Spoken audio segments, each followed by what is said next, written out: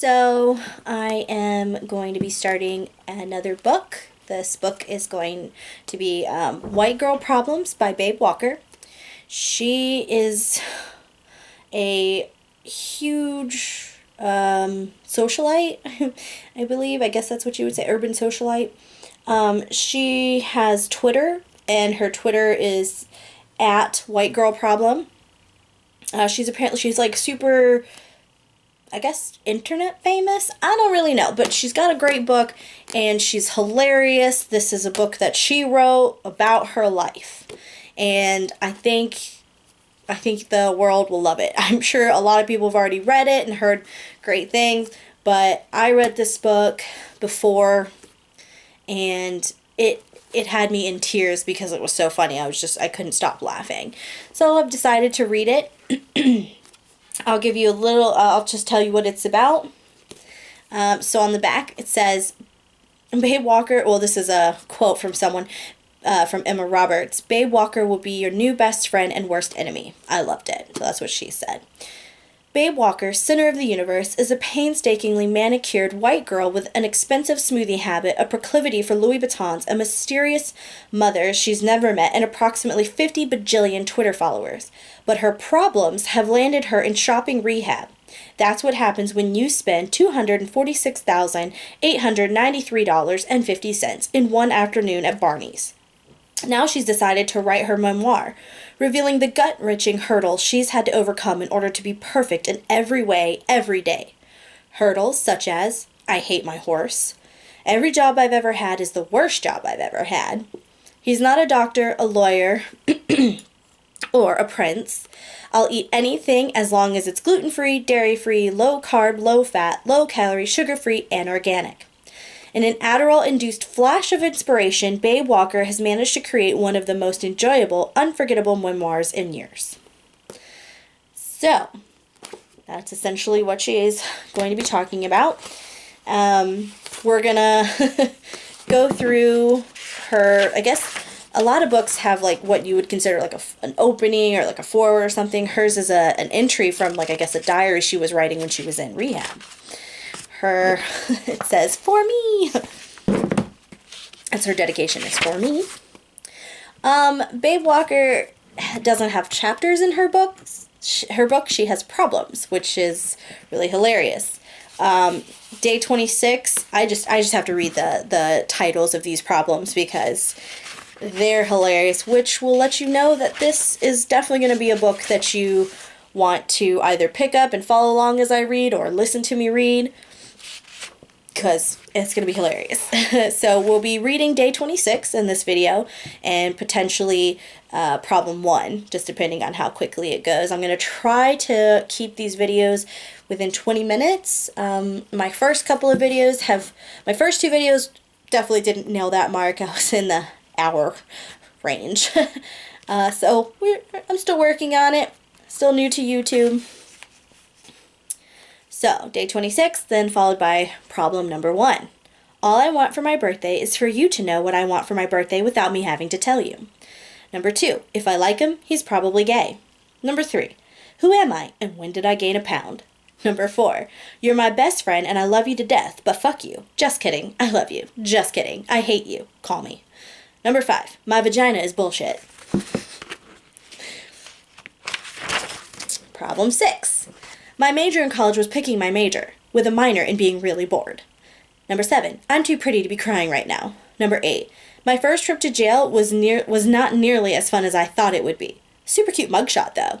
Number 9, I hate my horse. Number 10, sorry for texting you 93 times last night. Number 11, my grandmother is milking the shit out of this one. Number 12, my waxer knows me better than I know myself. Number 13, it's 5:15. How much weight can I lose by 8? 14. If I miss you unless you miss me, in which case I'm over you and into me being me. Number 15. I'll eat anything as long as it's gluten-free, dairy-free, low-carb, low-fat, low-calorie, sugar-free, and organic. Number 16. He's not a doctor, a lawyer, or a prince. Number 17. I need a therapist to talk about the problems I'm having with my therapist. Number 18. My dad's girlfriends are the best. Without them, I'd have no one to scream at and blame everything on. Number 19. When you say, get a job, I hear, I hate you. Number 20. Maybe people would take me seriously if I weren't so hot. Number 21. Every job I've ever had is the worst job I've ever had. Number 22. I'm never drinking again, except for the occasional glass of white wine, vodka sodas, on holidays, or my birthday month. Number 23. I bottomed out at Barney's. No, number 24. I surrender, aka excerpts from my rehab diary. So, all of those are her white girl problems. Which I think are hilarious. She's got a quote in her book, "People want you to be crazy, out of control teen brat. They want you miserable, just like them. They don't want heroes. What they want is to see you fall." That's from Leonardo DiCaprio. Cool. Alright, so we're going to read day 26. This would be what inspired her to write her memoir. And it's hilarious. Day 26. I've been thinking a lot about what Jackson said in our session yesterday. Fuck that guy. And fuck his stringy hair and his fisherman hats and his almond breath. How many times do I need to explain to him that I'm here because I spent $246,893.50 at Barney's during an afternoon of mental unclarity? What does he not understand? During our first session, Jackson told me I could trust him, and that recovery was about accepting help from others. Quick question. How am I supposed to trust a man who works at a rehab facility in Utah? Does he not realize how creepy that is? He talks to psychos 24/7. I'm not going to just open up to him all of a sudden, so he needs to give it up. He keeps telling me that I'm approaching treatment from a place of anger. Well, guess what? He hit the nail on the fucking head because I am angry. I'm angry that I picked this bullshit sauna-less rehab facility. I'm angry that of all the counselors at this stupid place, they paired me with Jackson, the least chic one. And I'm angry that after 4 weeks of being here, he still insists I've made zero progress. This past month was supposed to be about me relaxing, getting my emotions to a less fragile place, and losing a few pounds. Jackson, however, has made it his mission to ruin my chances of achieving peace with his constant nagging and prying. Gosh, you're so fucking smart, aren't you, Jackson, with your theories about the underlying issues that brought me to rehab. I don't even know what you're talking about half the time. Surrender, borderline, acceptance, boundaries, anorexia, blah, blah, hugging, crying, chanting, boring. You need to relax. I'm addicted to shopping, not meth. Everyone makes fun of me during group sessions. Their nickname for me is White Girl Problems. I know that Jackson and the rest of the cast of Trainsporting think that because I grew up in Bel Air, they know what I'm all about. They don't. My life is not a joke, and that nickname is actually so fucking rude. Sometimes Jackson defends me, which I appreciate, but I've seen him laugh, which means I've also seen his teeth. Sick. The truth is, Jackhole, that even though I'd rather talk about the inconsistencies in your hairline during group, I do actually have a lot of real problems. I always fuck the wrong guys. I hated my vagina for 11 years until I had it replaced. My dad's British. I can't hold a job. Alexander McQueen is gone forever. And though I love Sarah Berton, and I really do love her, it will never be the same. Also, I just met my mom for the first time last week, which was a real mindfuck. Is that good? Is that enough? Do you need more information to make your grand diagnosis? Do you need to know my entire life story? Is that what you fucking need? Because I will go there, Jackson. I will go there. You know what I'm going to do? I'm going to go smoke 2 Marlboro Lights, brush my teeth, pull my hair into a chic, grungy little bun, put on my black shawl and a pair of Lavin flats, walk down the hall to that smelly girl from Arizona's room, steal 10 Adderall from her stash, come back to my room, and write down all my life's problems from start to finish. I'll show all you cunt-faced bitches what white girl problems really are. Love, Babe. That is hilarious. So in that right there, that's what induced her to write her memoir, completely on Adderall, in one setting, I'm assuming. And it's amazing. It's 100% hysterical, and I hate to laugh at her problems, but she's hilarious. She can just wind the story into amazingness. And I think I still got time, so I'm going to go ahead and read problem number 1, which is going to be, I guess it's from, what do you call it? Oh no, I'm trying to find it. So it's the first 15 pages. I've got this little timer going on my cell phone, and it says I'm not quite to 10 minutes, so I'll see if I can't get there. White girl problem number 1. All I want for my birthday is for you to know what I want for my birthday without me having to tell you.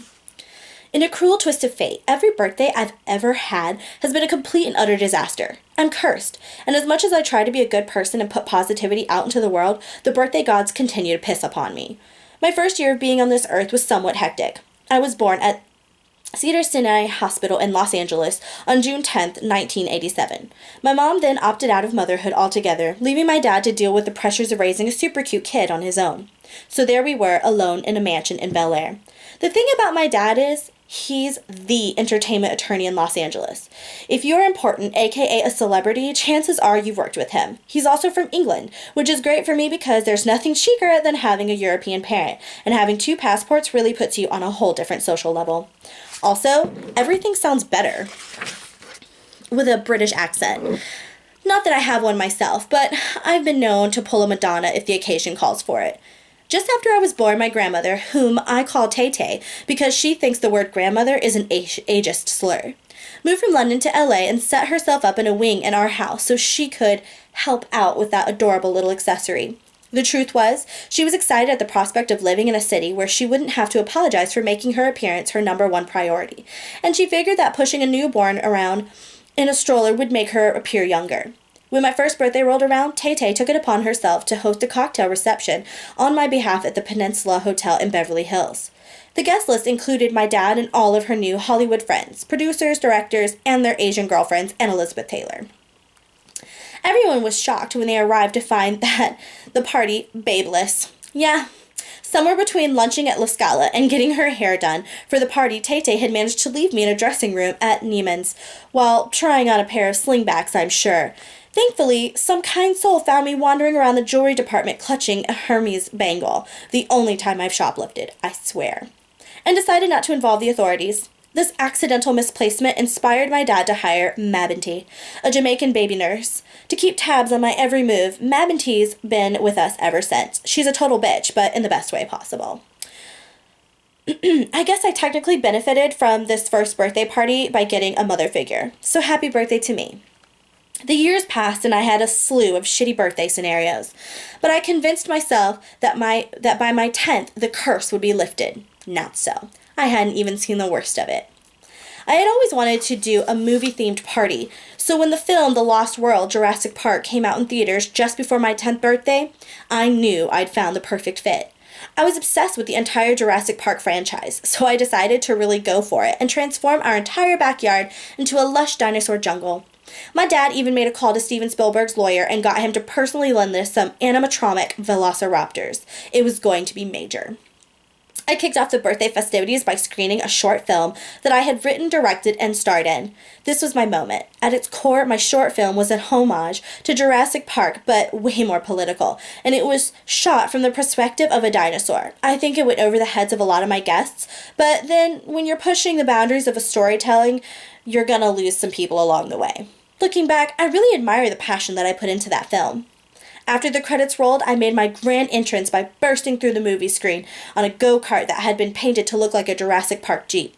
I was wearing a really chic safari number, complete with a hardened straw safari hat, and I announced to my guests that they were about to enter a new world with endless possibilities. I led the first group into the Lost World, and within seconds it became clear that the animatronic dinosaurs were a huge mistake. The dinosaurs were so realistic looking that every kid there was paralyzed with fear. 2 boys from my class immediately pissed their pants when a velociraptor leapt at them from behind a tree. Children were literally freaking out. 3 kids, including one epileptic, passed out completely, and one of my guests went into a catatonic state and had to be rushed out on a stretcher. I heard she spent 7 years in therapy dealing with post-traumatic stress disorder and is now addicted to crack. Sorry, Brooke, XOXO. After a calamitous 11th birthday, my boyfriend at the time had a crazy peanut allergy and a controversial 12th birthday party performance by Marilyn Manson in which he tore out pages of a Bible and ate them, burned an American flag, and threatened to make satanic love to my Tay-Tay, who was into it. I decided that the best route to take for my 13th birthday would be a low-key pool party. So I threw a basic barbecue, swim/sleepover, and invited the girls in my grade who were still allowed to come to my house, which basically just meant the nerdy acne-faced girls to whom I'd barely ever spoken. But I needed seat fillers. It was my birthday, for fuck's sake. Of course, I wasn't going to partake in any barbecue food, but if my guests had such little respect for themselves that they wanted to clog their veins with cholesterol, the option was on the table, literally. In order to make a point that the Walker family could host a normal teenager's birthday celebration, everyone attending was encouraged to bring food, making for a potluck scenario. Let it be known that I vehemently oppose potluck anything, but I'd been branded a Satan worshiper thanks to Marilyn's antics, so I needed an image overhaul. My dad had to be out of town for work on the day of the party, so Mabinty and Tay-Tay were in charge of overseeing the festivities. Mabinty, my nanny, maid, /BFF, /party planner, /project manager, and I have a tradition of staying up late on the night before my birthday and watching a movie that came out the year I was born. The night before my 13th birthday, we watched Dirty Dancing while splitting half a slice of cake. Mabinty and I must have both fallen asleep during the movie because I was jolted awake at 8:30 a.m. by loud snores and realized she was still in my bed. I got up and ran to the window, ripping open the curtains, expecting to see the beautiful Bel Air sun shining down on my backyard. But instead, I was met with a gloomy, gray morning, and not only was it cloudy, but it was starting to sprinkle. Fuck. I couldn't deal with a weather malfunction, so obviously I panicked. Mabinty! 911! 911! I ran over to my bed and pulled back the covers. I could tell by Mabinty's breathing patterns that she was pretending to be asleep, so I started whispering in her ear, Mabinty, we have a code red emergency. Clouds, rain. How are we going to pull off this party if there's a hurricane today? This is supposed to be a pool party. What are the chances of telling the entire pool/hot tub zone in the next 3 hours? Oh, sorry. No, what are the chances of tinting the entire pool/hot tub zone in the next 3 hours? I'm calling the architect. Mabinty pulled the covers back over her head. You know you can't be waking me up before 9 in the morning, babe, Walker, she said in her native Jamaican dialect, patois. Every day in the month of June began with a grey sky. Me promise you, this afternoon it'll be sunny for your party. Me going down to me room now. Me need to sleep so you don't come blundering me till at least 11. I have no idea how to speak that dialect, but that's kind of how it's written. I assumed that Mabinty knew what she was talking about, or could see into the future, because by the time all the guests arrived, there wasn't a cloud in the sky. Tay-Tay, on the other hand, brought the shitstorm. A week before my party, she'd gone under the knife for her second facelift, and even though she was in a lot of post-op pain, she'd agreed to show up and bring some desserts. Due to her tendency to drink 6 to 8 glasses of champagne a day no matter what's going on, Tay-Tay's plastic surgeon had advised against taking any pain medication, so she was smoking lots of marijuana during the first few days of the healing process. Then she got sick of smelling like an artist, so she had her French pastry chef start making edible weed treats for her. On the day of my party, she mistakenly walked out the door with a tray of Mary Jane macaroons and petite 420s instead of the vegan cupcakes I had requested. When Tay-Tay arrived at my party, I screamed in horror, then kindly greeted her and asked if she wouldn't mind participating in the birthday celebration from the safety of our panic room. I don't know if you've ever seen a facelift after 1 week, but let me tell you, it's really fucking scary. Her head was bandaged in such a way that only her eyes, nose, and mouth peered out, all black and blue and swollen. She looked like a dead Teletubby. I didn't want her creeping out my guests. They'd been through enough over the years. Tay-Tay was a little angry, but she relented once we set her up with a bottle of her favorite rosé and queued up all the surveillance cameras so she'd be able to see what was going on. I'm not proud of what happened next. Every year on my birthday, I give myself the gift of eating one treat. Sometimes it's a little piece of cake or a cookie. This year, I went with one of Tay-Tay's macaroons. It was so fucking good that I couldn't stop myself from eating 2 more. My guests followed suit and went to town on the tray of sweets, raving about how delish they were. About an hour later, everyone at the party was unknowingly stoned. My hot tub was filled with 12 teenage girls blazed out of their minds, discussing whether or not their mom's fake tits were a bad thing. One girl was so paranoid that she locked herself in a broom closet and was never seen or heard from again. I was so high that I even let it slide when I opened my presents and discovered that 2 girls had bought me the same Kate Spade book bag. Mabinty knew something was up when she saw me lurking around the food table murmuring, "I'm so hungry," to myself and eating a plate of Kobe beef sliders with blue cheese dipping sauce. She cornered me. "Babe Walker, What you done now? You smoking weed? You're too young to be stealing from my stash. That was one time. I was 9, okay? It won't happen again. What are you even talking about? Your eyes are red. You're eating like it's your last meal on Earth. Don't try and tell Mavity you're not high as a kite right now. She was right. Thankfully, no parents were around, and since we were all high, none of my guests thought anything weird was going on. Everyone had a blast, ate a ton of food, and we were all asleep on the living room floor by 8:30 p.m. So I guess it wasn't that bad of a party. But I will never forgive myself for eating those little hamburgers, or that hot dog, or those sprinkles, or that frosting on a spoon, or that leftover pad thai that I found in the fridge that wasn't even part of my birthday party. I mean, it's fine for all of those regular people to eat that shit, but not me. Whatever, moving on. My Sweet 16 was possibly the most epic disaster of all, and the only party that ended in death. That year was all about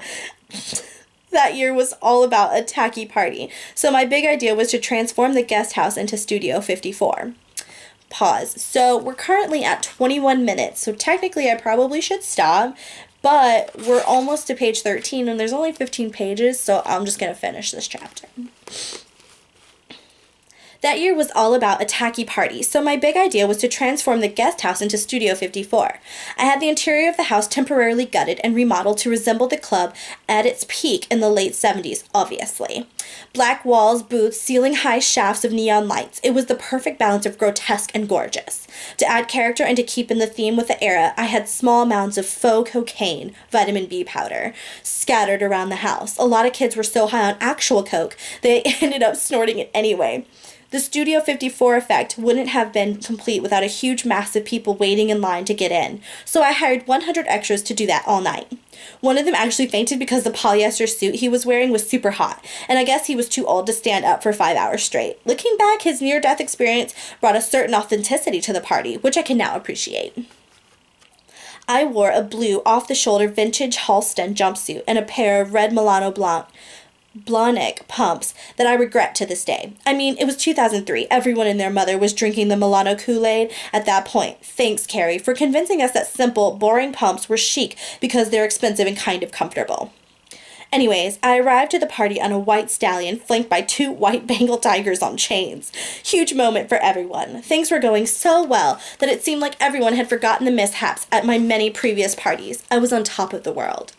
Halfway through the party, my dad took out a bullhorn, so embarrassing, and instructed everyone to come to the front yard so he could give me my birthday present.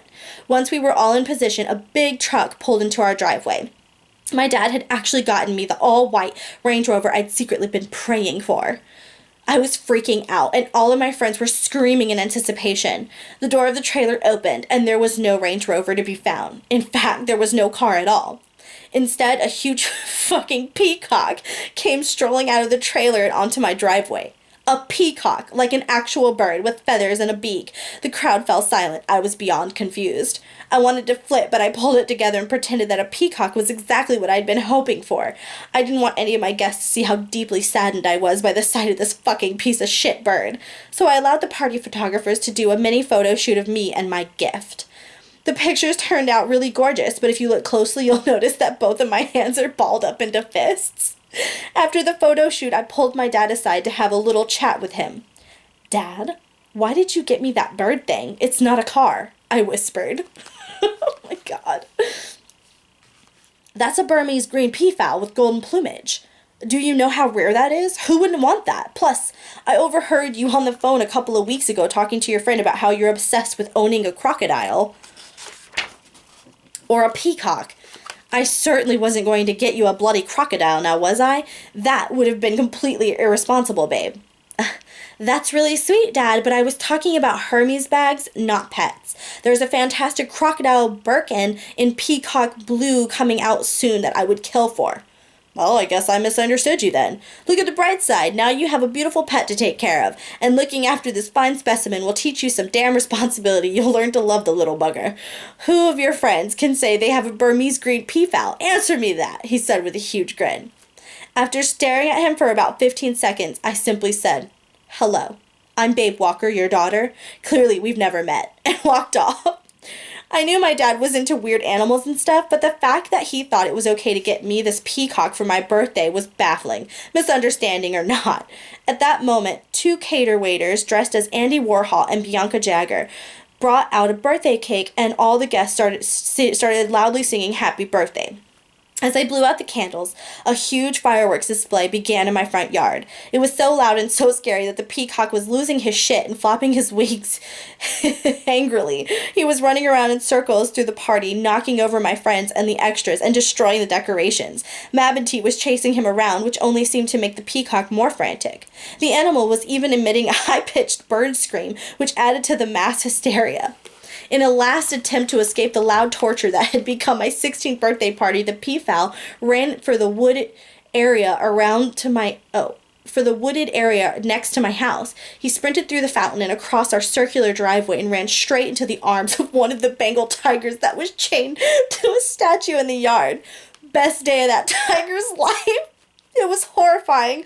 The peacock exploded in the grip of the tiger's jaws and was being whipped lifeless all around the driveway. Feathers and bird guts spritzed a crowd of screaming kids who were standing close by.